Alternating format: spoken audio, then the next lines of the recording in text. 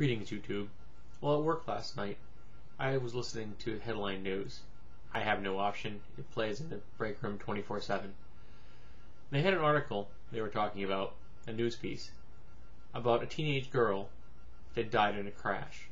Apparently, she had taken her parents' car without permission, had cocaine in her system, and died in a car wreck.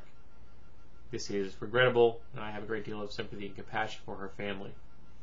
But at the wreck site, apparently, 2 state troopers took pictures of the wreck, and then, for some unknown reason, distributed them to people in the potential, almost makes kind of sense, idea of shocking people and showing them how horrible the results of reckless driving are.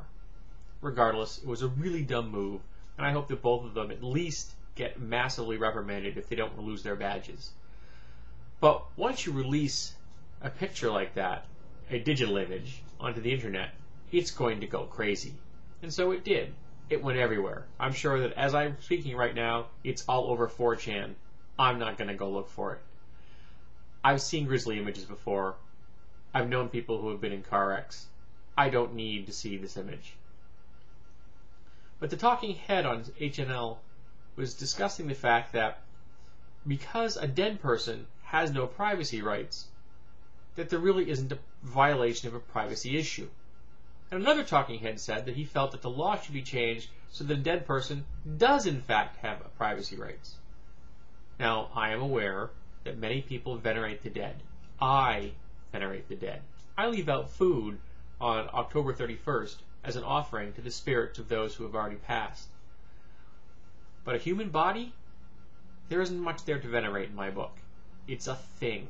It's a lump of meat and bone. It is not a person. Who that person was is gone. If you believe in a soul or a spirit, cool. But the brain activity is stopped, it's not a person anymore. Bodies, objects, piles of meat and bones don't have privacy rights. And they shouldn't.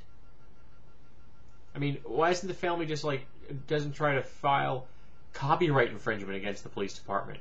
I mean, you get the RIAA involved in here, and they'd be suing everybody they can lay their hands on.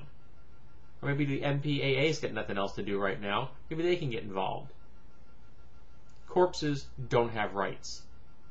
You can say that they were desecrating the dead if you want, though I don't think anybody touched the body, so I don't really think that's desecration.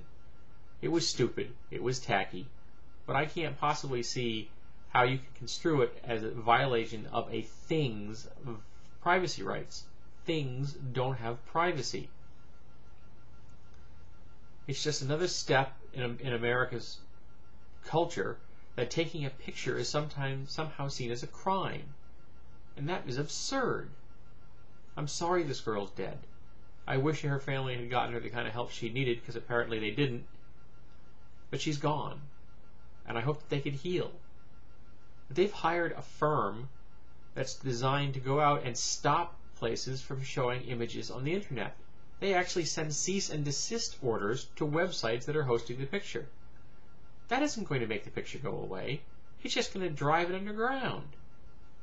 It's going to get spread everywhere. It's going to be on news groups and websites, and it's going to be posted on BitTorrents, and you name it, that picture is going to get spread further and further. It's like squeezing a handful of sand. The harder you squeeze, the more you lose. They should just accept the fact that this image or images are out there, ignore them, and start the healing process. But the idea of trying to grant privacy rights to a corpse, that's absurd.